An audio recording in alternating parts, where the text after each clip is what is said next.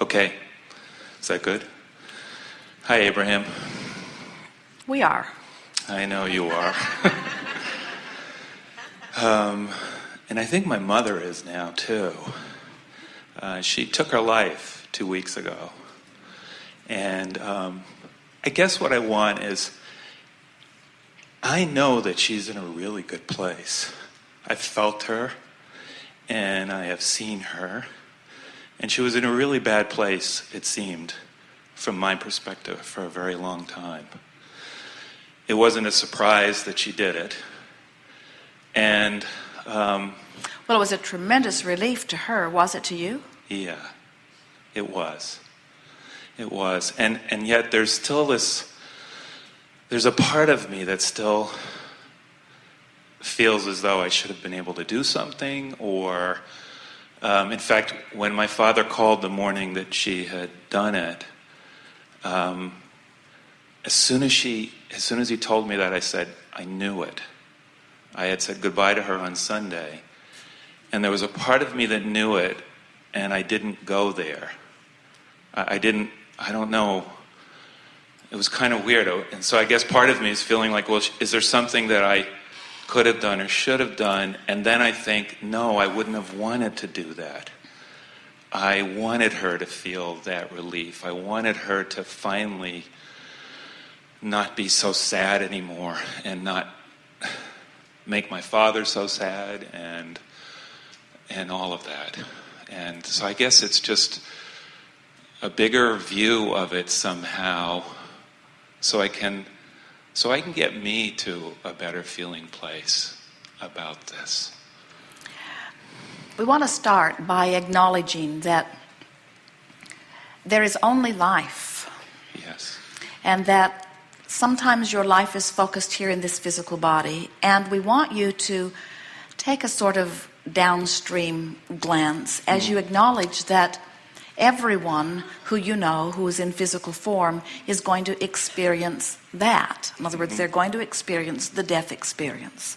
And then we want to say, not just in an effort to soothe you or soften your resistance around this, or anyone else who is listening in, but because it is absolutely the way that it is, because everyone is the creator of their own experience. Every death is self-inflicted, as is everything else. So you want to be able to say and know that every death is suicide, but the word suicide has that negative attachment to it. And the negative attachment that many people place upon it, besides the religious connotations that they have conjured, but the one that you are fashioning here, is about the feeling that there could have been other ways of going about this, and shouldn't she have tried some other things? Esther remembers receiving news like this of a dear friend that she had met through her Abraham work. And this friend had been visiting with Abraham on the telephone from time to time, and Esther had, in her mind's eye, gone out of her way to accommodate this woman quite a bit. And when she received word that this woman had taken her own life, Esther just felt angry for a little while, because it felt like it didn't have to be. The thoughts that were going through Esther's mind was, this is wasted life. It's a waste, because it didn't have to be that way. And it took us a while. We had to sneak up on her when she wasn't thinking about it, and sort of throw a thought in that eventually soothed her back into alignment. As we said to Esther, you can't waste life, because life is eternal. And there is... And now that we're talking about this stream, and we're talking about this vibrational gap, the 2 points of relativity between who I'm being in my physical body and who I really am, and how the ideal life experience is a conscious recognition of this gap and a willingness to turn in the direction of the flow in order to close the gap. Now, as you begin to understand that, let's start in another place. You'll like this. So before you come into your physical body, you are a stream of consciousness, and there's no resistance in that stream. You are pure positive energy. Then you're born into your physical body, and it separates a bit, just because of even as an infant, your observation of what's going on in that limited world, your vibration is not as pure as it was just by your attention to your surroundings and to how your parents feel and so on. Then you go to sleep and you're back in one alignment, one stream of energy flowing. Then as you grow up and you begin moving through life and you find more things to fuss and worry about, there's more and more of a separation between who you are.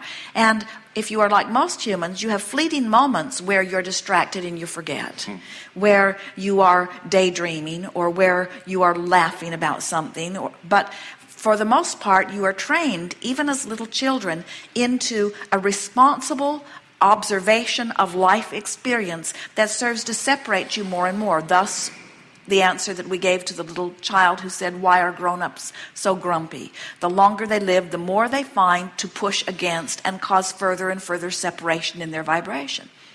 Then some, especially those who powerfully remember this feeling of alignment, will find drugs, or they'll use alcohol. They'll find something to attempt to close this gap. And to the extent that the substance distracts them from what they're fussing and worrying about, they do achieve a sort of vibrational relief or change in it. So then they're disconnected. They find meditation. They come into alignment. They come out of meditation and they start worrying again. They go out of alignment. They go to sleep. They come back into alignment. They wake up. They come out of alignment. They take a nap. They go into alignment. They wake up. They go out of alignment. They find something to appreciate. They come into closer alignment. They find something to criticize. They go more out of alignment. In other words, most people are not tending to this on purpose. But the more they live life, the more this calls them. And the more this calls them when they're doing this, the worse it feels. Until some, like your mother, who remember at very deep levels, begin to hear the call of source. And the call of source, people don't want to hear this. Sometimes the call of source, that death experience is a closing of the gap. Talk about a quantum leap. Talk about a moving of vibration powerfully, you see. So we know for those who want to condemn everything you do, in other words, there are those who want to control the conditions of your life, who would tell you that you don't even have the right about that. And we want to say to everybody who attempts to control anybody, you can't do it. And to the extent that you try to do it, you're messing up your own life. So we would say to those like your mother, about those like your mother, and to them as well, that decision was not easy in coming. And that powerful decision was an act of deliberate creation. And it was the ultimate in discovering what allowing truly is. Because in one fell swoop, there was a releasing of all contradicted energy and a reemerging back into pure positive energy. So we know that there are many, even those in this room, who are not having any of this from us. In other words, Esther remembers another friend who her daughter committed suicide. And this friend had been listening to Abraham for quite some time.